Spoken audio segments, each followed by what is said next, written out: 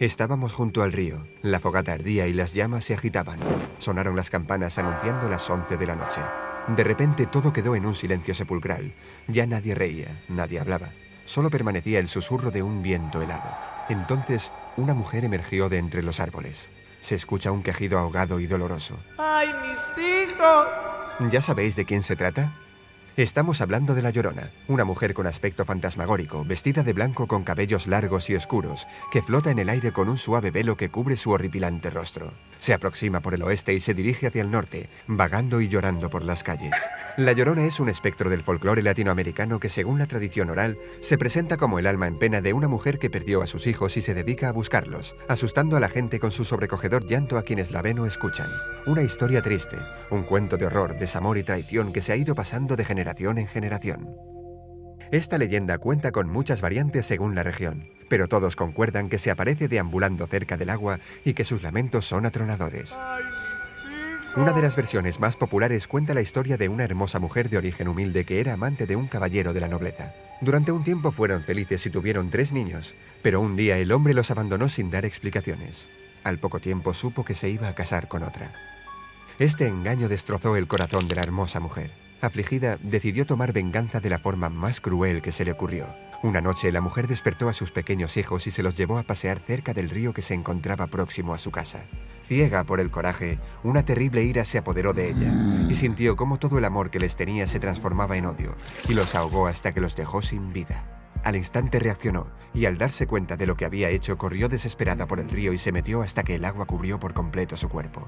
Emitió el escalofriante grito y desapareció. Desde ese momento la Llorona se convirtió en un alma errante que vaga por las calles en busca de sus niños perdidos, lamentándose y gritando su pérdida, de ahí el nombre. Se habla de que la Llorona atrae a los niños que se portan mal, para llevarlos al río como ofrenda para conseguir el perdón. Y a los hombres y mujeres adultas los seduce con su belleza para vengarse de aquel que la traicionó. Pero cuando tratan de quitarle el velo, descubren su rostro pálido y demacrado, con ojos que parecen hurgar en lo más profundo del alma y los atrapa en sus lamentos.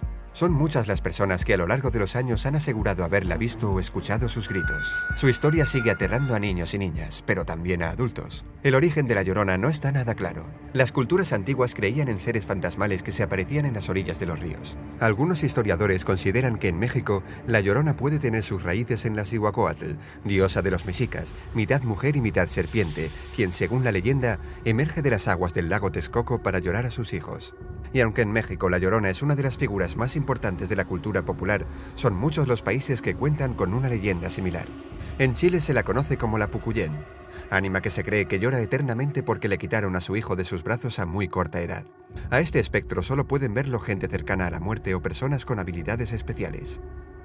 En Colombia se habla de la Tarumama, el fantasma errante de una mujer que recorre los valles y montañas, cerca de los ríos y lagunas, vestida con una bata negra que la cubre hasta los talones. Su rostro es una calavera aterradora, y en las cuencas de sus ojos giran 2 bolas incandescentes. Lleva en sus brazos el cadáver de un bebé y llora lágrimas de sangre. Estos son solo algunos ejemplos. En otros países como Venezuela, Uruguay, Argentina, Panamá, El Salvador, Honduras, España y Costa Rica, también existe la leyenda de la presencia fantasmal de esta joven errante. Tic-Tackers, ¿en vuestro país también se cuenta la historia de la Llorona? ¿Qué otras leyendas populares os gustaría que contáramos? Escribidlo en los comentarios.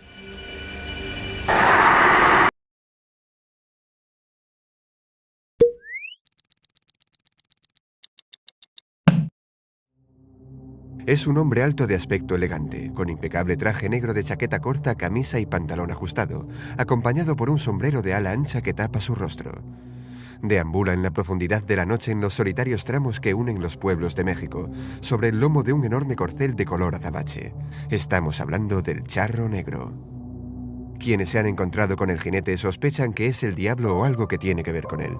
Nada malo puede decirse del Charro Negro si el viajero se limita a permitir su compañía hacia su lugar de destino. Si se acerca el amanecer, se despedirá cortésmente y se marchará con paso lento, al igual que si el sendero que recorre lleva a las cercanías de una iglesia.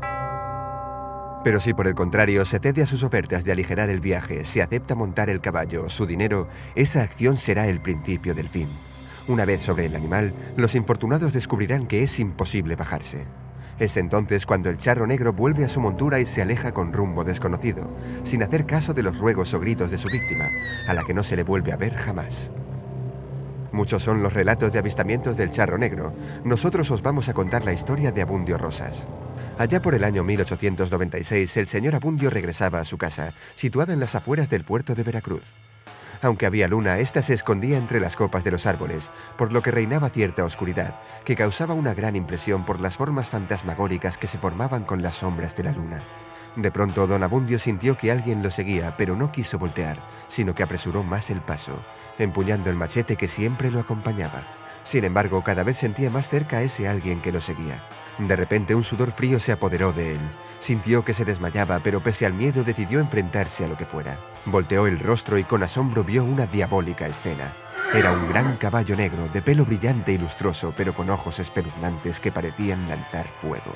Lo montaba un hombre alto y flaco, con un sombrero negro que tapaba su cara, pero parecía que no tenía ojos, nariz ni boca. Don Abundio se asustó tanto que no pudo ni gritar. Temblaba de terror, y más cuando el siniestro charro sacó una mano que se veía roja y con larguísimas uñas. Tomó una bolsa de su caballo y la extendió ofreciéndosela al aterrado hombre, quien vio cómo la bolsa se abrió y mostró su interior lleno de dinero. Pero don Abundio no quiso aceptarla. El jinete se la volvió a ofrecer y tampoco le hizo caso. Entonces el charro negro se volvió con su caballo sin pronunciar palabra y se alejó. Pero Abundio nunca escuchó el galopar del caballo, cosa que lo atemorizó aún más. Pronto se sobrepuso y continuó su camino rumbo a su casa. Al llegar estaba tan asustado que no pudo cenar. Contó lo sucedido a su esposa, la cual también se aterrorizó. Como es de suponerse, esa noche ambos no pudieron dormir, por lo que al día siguiente Abundio se levantó temprano y acudió al lugar donde se le había aparecido el misterioso charro. Buscó con cuidado, pero no halló nada que pudiera tomarse como indicio de su existencia. Por la noche, don Abundio tuvo la necesidad de volver a pasar por el lugar, temeroso de encontrarse con el charro, pero ya no se le apareció esa noche ni otra más. No hubo más apariciones. Pasó el tiempo y Abundio ya casi ni se acordaba del encuentro con aquel misterioso jinete negro. Pero una noche, ya muy cerca de su casa, se topó de nuevo con el aparecido, quien con voz cavernosa le dijo que tomara la bolsa con el dinero. Las cosas no iban bien en casa de don Abundio. Había contraído deudas insaldables y su familia estaba pasando un apuro económico. Abundio, medio muerto de miedo y sin volver la cabeza, aceptó la bolsa de dinero. El charro desapareció tal y como había llegado. Don Abundio utilizó el dinero para pagar sus deudas. Además, compró unos terrenos y empezó a construir una hacienda. Todo parecía ir bien para la familia Rosas hasta que un día, Adela, su hija, desapareció.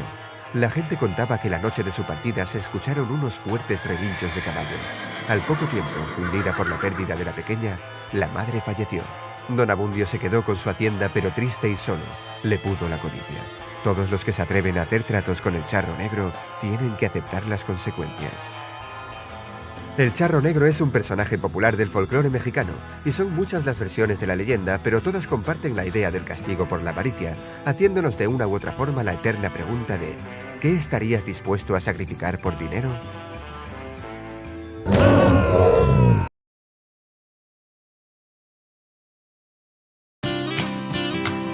Bienvenidos a Ed Knows. La planchada es el fantasma de hospitales más conocido en México. ¿Habías escuchado de ella? La planchada se aparece como una enfermera normal, con su ropa impecable y con una apariencia muy pulcra. Este fantasma, a diferencia de otros, no se dedica a atormentar a las personas, sino que ayuda a los pacientes más enfermos, llevándoles sus medicinas a tiempo cuando alguna enfermera se descuida.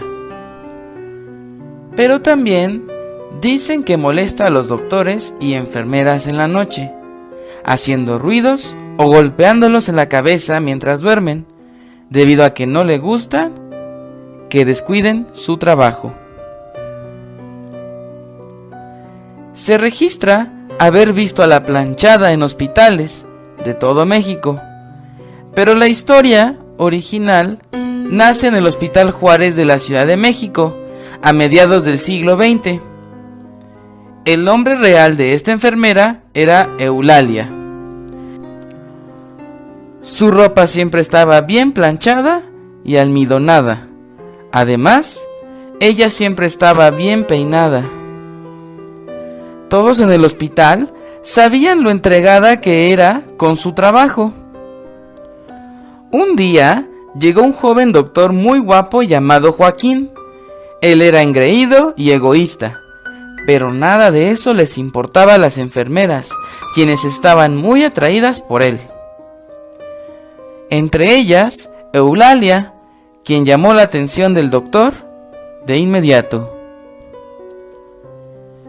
Pero era evidente que ella estaba más enamorada de él, debido a que Joaquín, a pesar de estar en una relación con ella, era muy mujeriego. Con el tiempo, él le pide matrimonio y ella acepta enseguida, haciéndose ilusiones desde el primer instante. Al pasar los días, Joaquín le dice a Eulalia que tiene que ir a una conferencia médica muy importante a otro estado. Por ello, le pide que prepare un traje muy elegante y su maleta. Ella lo ayuda y se despide de él sintiendo un mal presentimiento. Después de varios días, Eulalia se da cuenta que algo está mal cuando no regresa el doctor. No es hasta que un compañero le confiesa la verdad. Joaquín había renunciado al hospital debido a que se había casado e ido de luna de miel con una muchacha con mucho dinero. Eulalia se queda en shock. No puede creer que le haya hecho algo así, y pronto se vuelve amargada y cruel. Empieza a descuidar a los pacientes debido a su dolor, pero también por el odio que sentía hacia la vida, y dejándolos de atender por completo. Pero la vida se lo cobra al final. Se enferma gravemente y ya a punto de morir, dicen que se arrepintió de haberse convertido en una persona horrible.